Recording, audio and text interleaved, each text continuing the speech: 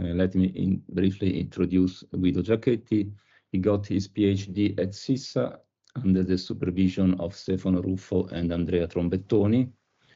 And he is mainly involved in the topics of equilibrium and out of equilibrium properties of long-range systems and the dynamics of monitored open quantum systems. Currently, he is postdoc at Paris Cergy University in the group of Andrea De Luca. And also recently, he has been awarded of an European Marie Curie action at the École Normale Supérieure in Paris. The title of the talk today is Replica Methods in Measurement-Induced Phase Transition. Please, Guido, you can start.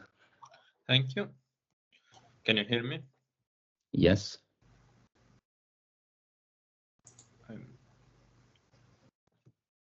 Okay. Can you see my presentation? Okay. Thank you, the organizer, for having me and for the nice introduction.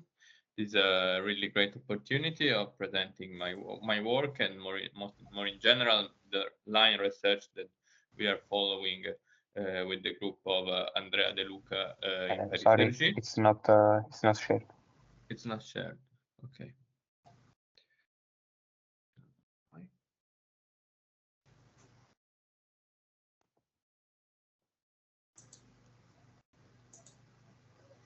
Okay. Can you see it now? Yes. Yes. Okay. Yes. Yes. Okay, as I was saying, we are following these replica methods at the line of research of the group in which I'm working with, the group of Andrea De Luca in Paris Cergy. The thing I'm gonna tell you about this seminar are mostly in collaboration with him. Although lately we also had a nice addition in our group, which is Federico Gerbino, which is a PhD student in Paris Saclay, in which we are with which we are currently working on like some other stuff, some follow up of this talk that I don't think we will have the time to cover, but still I wanted to mention this. And now this presentation, the outline of this presentation will be as follows. I will try to be self-consistent as possible. I will start with an introduction of open quantum systems, and in particular a monitor system. What is a measurement-induced phase transition, and why is it interesting, why is it important? And then I will explain why these replica methods can be really useful to tackle this kind of problems. And in the end, I will show this work that we did, as I was saying, in collaboration with Andrea, in which we derived an exact solution of the Brownian Heisenberg model that I will explain best later. Now, first, let's talk about what is an open quantum system. An open quantum system is a quantum system which is in contact with an environment, which is interacting with an external environment that we cannot neglect in general. This, of course, is the most, I mean, it's really difficult to have a closed, a completely isolated quantum system. So it's a very realistic setting. After all, it's very realistic for experiment. You can model, for example, the presence of a thermal bath, or like an external electromagnetic field that is interacting with the system, or a particle reservoir. But of course, we will be mostly interested in the case in which this environment is a measurement apparatus that performs measurements on our system, quantum measurement on our system.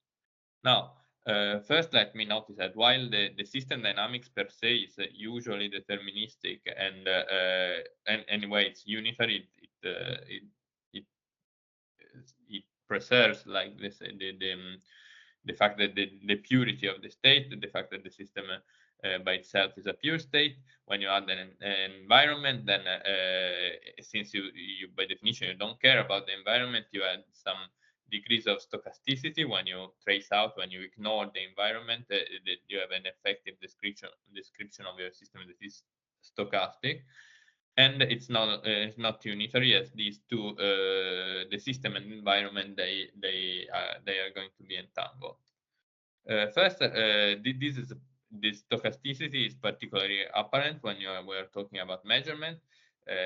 In fact, according to the postulates of quantum mechanics themselves, the results of a measurement is not deterministic, it's not predetermined. There is some degrees of uncertainty, and in particular, and then gives you a stochasticity. Now, if you perform a pure projective measurement, or also called a strong measurement in this context, then it means that at least a portion of the system that you measure, it's going to be in a pure state after the measurement because of the Born rule, the Born postulate, if you want. But we are following a slightly different path.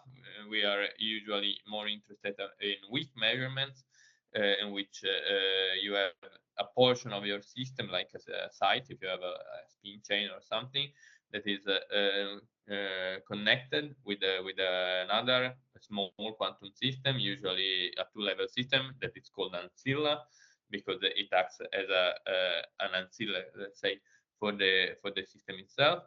Then you perform a projective measurement on the ancilla, not directly on the system. But then, since these two objects they interact, there is a back action, and so it's like having a sort of weak measurement of the system. In particular, usually the interaction Hamiltonian that you choose is this one, where sigma is an observable of the qubit of the two-level system of the ancilla. It's not important here, while O is the observable you want to monitor, to measure of your system. And you see that if you take this setting is very nice, because basically it allows you a well-defined continuous time limit. If you send this delta t to 0 while letting this gamma finite, you have that you have a well-defined stochastic process in the continuum time limit. Now, this gamma is central, and it's called measurement rate. It can be seen how strong are the measurement, how often you measure, even if it's not properly like that, but it's called measurement rate in this community. Now, as I was saying before, for generic quantum systems, open quantum system, there is an interaction between the environment and the system, and so the system in general will be entangled with the environment. So the state of the system will not be described by a wave function, a quantum vector of state, but rather with a rho, with a density operator. Moreover, this evolution will be in general stochastic, and so it makes sense to ask ourselves what happens to like the average rho of this density matrix. It means the average over all the realization of this effective noise that comes from the environment. Now, this has been answered under very general hypothesis. Like there is this Lindblad, this so-called Lindblad matter equation that describes under a very broad hypothesis, as I was saying, the evolution of this object, of the average of the quantum state. There is this part, which is the von Neumann part, which is the one coming from the unitary dynamic, the deterministic dynamic, which is of unitary. It preserves like the purity of the density matrix. It doesn't generate entanglement with the environment. While there is this other part, which is in general it's non-Hermitian, and it's responsible for the non-unitary part of the dynamics, and that comes from the environments. Once you ignore it, you trace out, as people say in jargon, the rest, the environment. While L are some generic operators that depends on your system, and in general they are non-Hermitian, as you can say, because L is different from L with dagger. Now, this is true in general, but as I was saying, we are interested in systems that are monitored, and it is possible to show that for the protocol I was talking before, the one of the weak measurement, these operators L coming in this equation here are nothing but the observable O that we are trying to measure. Now, this means that now this L operator they are Hermitian, so L is equal to L dagger, and in particular this is the form that the Lindblad master equation takes for our kind of system.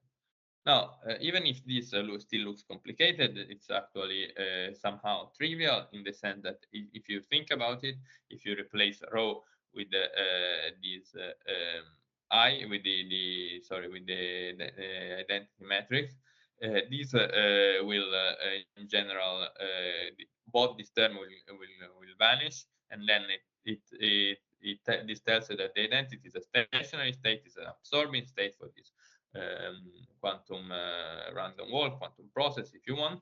And so it tells you that nothing really non-trivial is going on, nothing interesting is going on at this level. In fact, the rho simply convert to the identity, which is the, if you want, the maximally mixed state or the infinite temperature state. And this makes sense since the measurement apparatus is a classical object which has infinite energy, and it's like having an infinite temperature thermal bath, if you want. So there is the fact that rho actually loses all the information and just goes to this infinite temperature state is reasonable in this case. On the other hand, we are a bit disappointed because there is nothing going on. There is no phase transition going on at this level.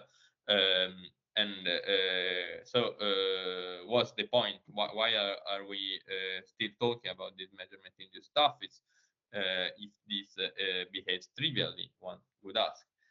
The reason behind this is basically that this rho bar is not, it doesn't contain a lot of information. There is not a lot of physical information encoded in this average. And to understand that, let me consider the following setting, in which the paradigmatic setting of which this measurement-induced phase transition they have been discovered. Basically, if you have imagine that you have your system and you bipartite it, and you have so two local parts of your system, and then you measure the entanglement, the entropy between both between these two parts. Now, if you do that, you see that basically this unitary, the unitary dynamic will like these two parts of the system to become entangled, to generate a lot of correlation between these two parts of the system, so that basically the entanglement entropy will have a linear evolution in absence of measurement. Now, what you actually see is that when you add a small rate of measurement, you add measurement with small gamma, this growth remains linear, and so you have a phase in which you have a volume, so-called volume law, in which this entanglement entropy grows as with t till a size that is comparable, is linear with the system size. It is extensive. While if the measurements are stronger than a critical value, you see that this green line, the entropy growth stops. It saturates at a constant value, which is independent of the size of the system, and we usually this is denoted as area law, because it's like only the boundary between these two regions actually has entanglement. There is no volume extensive entanglement. And then there is also a critical regime for gamma exactly equal to the critical value, sorry, which is S grows as a logarithmic, so it's a bit in between these two behaviors. Now, how can we have such a rich phenomenology in the entanglement entropy, for example, while as we said, this the average the state of the system goes to the identity and has a trivial dynamic. the point is that S is a non-linear quantity, so it depends not only on the average of rho, but on all the full counting statistics of rho. S is logarithm of rho, trace of rho logarithm of rho, so it's a highly non-linear quantity. So it had access of on all the momenta, if you want, of the distribution, and so at this level you can see that there is something going on. Now, we are not talking in this talk about this transition in the bipartite entanglement, although I wanted to mention this because it's like the very first instance in which our measurement-induced phase transition were actually discovered. What I want to focus on is a slightly different process, which is the purification, in which we have a slightly different setting, if you want, because we decide to start with our system already in this infinite temperature state. We decide to have this density matrix as at time 0 already being the identity. And if you want to have a picture in your mind, a cartoonish picture, just imagine that your system is a two-level system, and then you can describe with the block sphere. And starting from this state, it means that you are basically starting at the center of the sphere. Now, if you perform a measurement, a projective measurement on your system, this would mean that your system goes to the surface, because after the measurement you have a pure state that means that you are on the surface of the block sphere. With our settings, with our protocol, which is the weak measurement protocol, this is not a jump, let's say, but there is a stochastic process. Those are called quantum trajectory, each realization of our system, of the noise, if you want. And those are trying to go toward the sphere, the surface of the sphere, and eventually they will reach it at infinite time. And this is because basically the measurement wants to purify the system. There is this process called purification, and one can the distance between the origin and the distance between the origin and the point in which you are is basically given by the trace of rho square, which is the so-called purity. And as you see, it's a non-linear observable. And this is important because it's obvious that if you take the average of all these yellow trajectories, you see that the average doesn't evolve. You are still at the very center of the sphere. While if you take the distance, that is the purity, you see that it's increasing. It's going to 1. So something is going on here. And in particular, beyond this cartoonish picture valid for a two-level system, you have that when you take into account a many-body system, that you have two different scenarios. Eventually, for any finite n, the system will purify, but the time scale in which this happens can be order 1 if I measure a lot, if the measurement rate is greater than the critical value. And then it doesn't depend on the system size. It's like any site, if you want, evolves by itself. While when there is a small measurement rate, a smaller than the critical rate measurement rate, you have that this purification is hindered by the interaction between the different components of our system, and so it happens in a time scale which is exponential in the system size, in the number of components of your system. Now, this is something really interesting because it tells you that when you take like the thermodynamic limit, you don't see this purification basically. Now, let me briefly address the formalism behind all of this.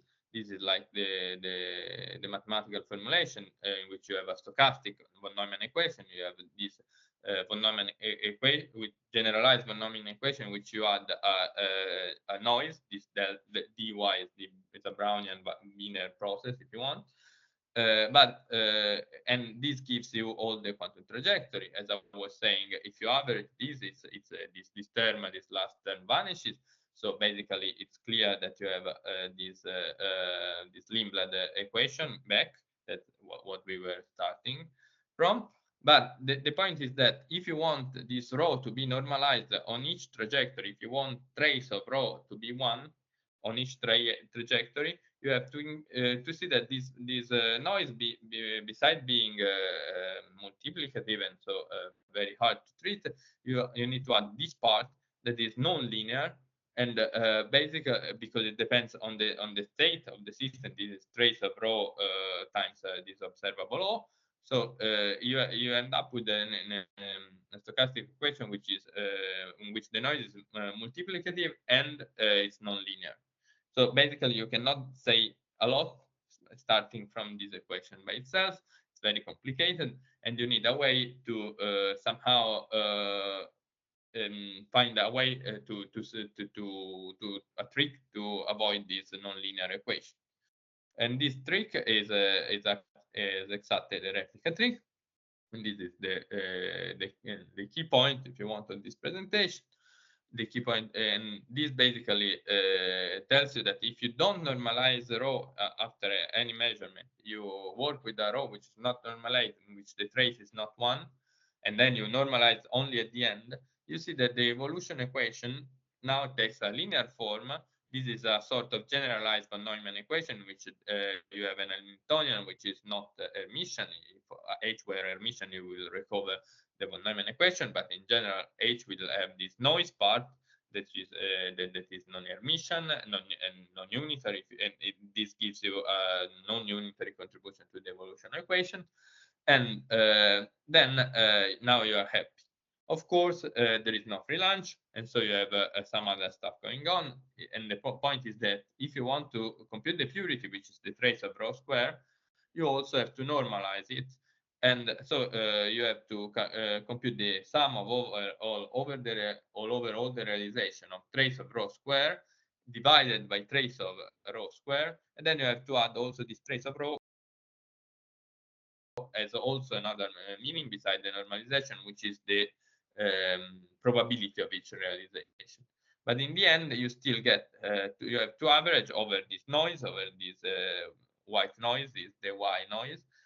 Basically, you have to average this ratio, and then you are not happy, let's say, because to average a ratio is not, there is a non-linearity here. Instead of having a non-linearity in the equation of motion, you get the average of a ratio here. But now you can use the replica trick, as I was saying. Basically, you can rewrite these as you can consider n replicas of your system, and then you consider this simply an expectation value of this very peculiar observable, which is acts as the identity of n, the last n minus 2 replicas, while it acts as the so-called swap operator. This is a technical thing, but basically it's something that you need to compute this purity, which is the trace of rho square. So you need an operator that does this, and this acts on 2 replicas. This acts on the first 2 replicas, and this omega, and then this is the identity of n minus 2. When you compute this trace, you see that these 2 they give you back this trace of rho square that you want, while the other 2 gives you trace of rho to the n minus 2. So if you compute this for generic integer n greater or equal of 2, of course, and then you take an analytic continuation toward n equal 1, you get this expression that you want. So the plane basically is to work with n replicas and to send n to 1. Not n to 0 as in the glass setting, let's say, but n to 1. But still, this is hard, let's say, unphysical, because this operator here couples 2 replicas. So you have an operator that couples 2 replicas, and then in the end you want to send to analytic continuum toward n equal 1. Now, of course, I cannot enter into the details, but now you have this kind of system. And then, since, as I was saying, this is a properly linear evolution equation, even if it's non-unitary, you can derive a field theory that in this case will be done with the so-called Keldysh format, because you are working with the density matrix instead of a single Schrödinger equation. And this tells you that you need 2 fields actually for each point of space, that are the plus and minus fields. And so also when you add replicas and you compute like the overlap of replicas, because after averaging this replica will of course be coupled, you will have these fields that are completely analogous to the let's say spin glass fields. A and B are the replicas indices, they are overlap between replicas, but you also have these plus and minus indices that are the so-called Keldysh indices, so that your symmetry group is not Sn times Sn, but you also have a Z2 symmetry, the plus or minus symmetry. Now, if you consider systems for which the mean field approximation is valid, as we are going to do in a moment, for example, fully connected system, you can derive this expression for the purity, in which you have the saddle point of this Landau action that will be a 0 plus 1 dimensional Landau action, 0 because you are mean field, so you have no special fluctuation. 1 is the time that comes from the quantum mechanics, the quantum mechanics equivalent of time.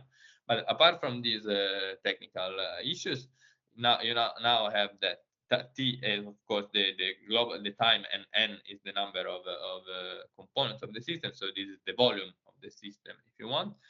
And now you have this sim Sn times Sn symmetry that can be broken.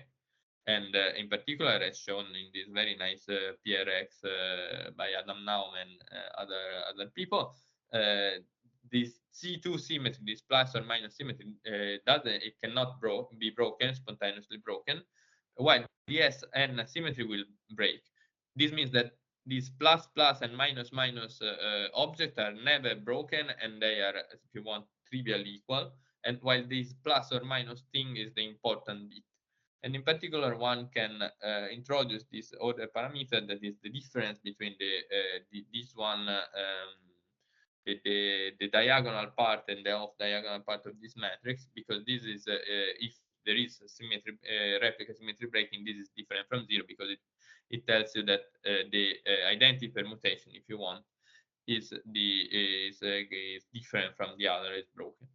And so when you are broken, you will have n factorial minima. In this cartoon, we only have 2, but this is just to have an idea. While for when this symmetry is not broken, you only will have 1 minimum. Now, this means that apart from this transient, which are the initial, is due to the initial condition, in time you will reach this minimum, this bulk value. And basically, this tells you that this value here is you will have a purification in time which is order 1, because this is the minimum is 0. While here, if you see, you have different minima, and so you can imagine that there are solutions which is there is an instanton or a domain wall, if you want, between 2 different minima.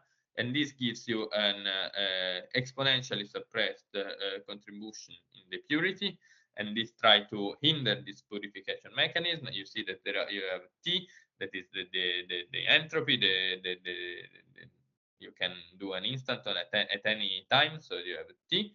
But then you have e to the minus n I, and so that you have that this purity is order 1 only on a time scale which is exponentially large.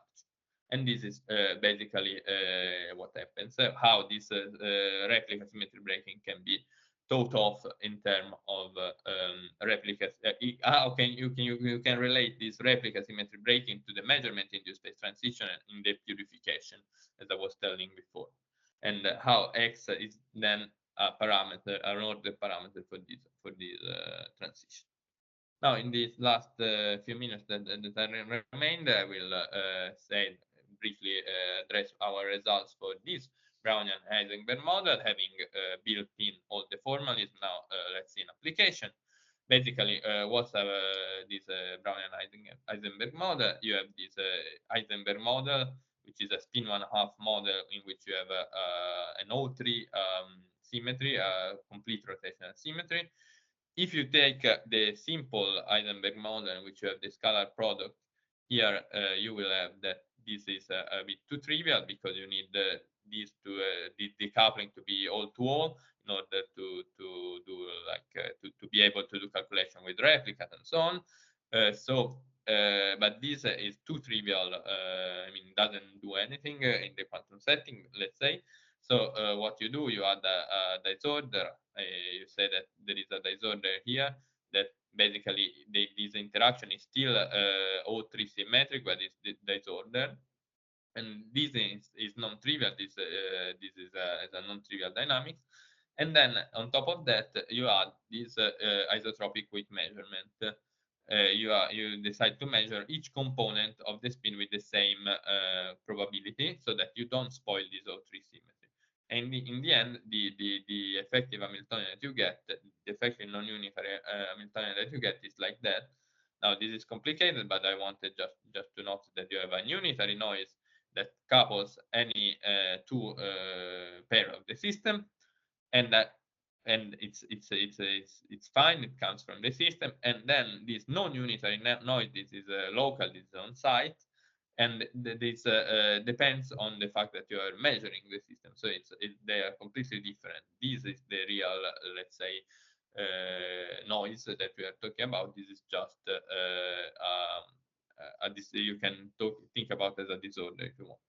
But then you can do all your calculation. You can derive you can take advantage of this O3 symmetry to derive an exact expression for this this Landau function that I was showing you before, and you find that this is the form of I. N is the number of replicas, and X is the order parameter. Don't be fooled. This is not a really complicated expression. If the only let's say complicated part is that now you need this maximum eigenvalue of this matrix here, that is this lambda n, and this is the matrix. Now the matrix looks ugly, but it's not actually. In fact, if you look at a bit more carefully, this is n half ceiling and half ceiling matrix, so it becomes an 1 by 1 matrix in the n equal 1 limit. But of course, you don't need, if you do this, this is trivially 0, while you need like the first order in n minus 1. So you need to, what you need to do is to compute this lambda for generic n in principle, and then analytic continue to n equal 1. Now, how is this matrix, how is the structure of this matrix? As you see, there is a diagonal part, this one, which is independent on x, and then a 3 diagonal part, which is this a bit ugly object here, proportional to x, but it's not as ugly as it looks, because if you look carefully, you see that these square roots reminds a bit of the ladder operator, spin ladder operator in quantum mechanics, and in fact, you can somehow write these in terms of this ladder operator, and so that you have an easy part times x, an easy-ish part, in the sense that you can diagonalize also this, even if it's not that obvious. And now, the first thing we thought to do, it was to just say, if there is a second order, and let me skip to this. If there is a second order, one can expand this lambda, this eigenvalue, in terms in power of x, meaning that the close to the transition x will be small, and so we can derive this kind of expression by means of perturbation theory. But unfortunately, the coefficient that will in general depends on n, of course, they turn out to be non-analytic. And then it tells you that this path is closed. You cannot go on. You cannot do an analytic continuation of something which is non-analytic. And so, unfortunately, this doesn't happen. Doesn't really work. What we tried to do was to do the opposite, to say what happened at let's see if we can say something of our system at least at large x, and then do this expansion around x equal to infinity. And as you see, now we have a well-defined power series. The coefficients are really ugly, but they still are analytic function of n, and so we could compute the first order in n minus 1. And we were also able to derive an analytic, a recurrence relation between these two objects, between these coefficients. And luckily, we were very lucky because there was some magic at some point, because this recurrence relation was studied by some mathematicians in 2011. This basically saved our day, because we allowed us to write this series as the solution of an hypergeometric equation, and then in turn to derive the exact expression for lambda in terms of this modified Bessel function.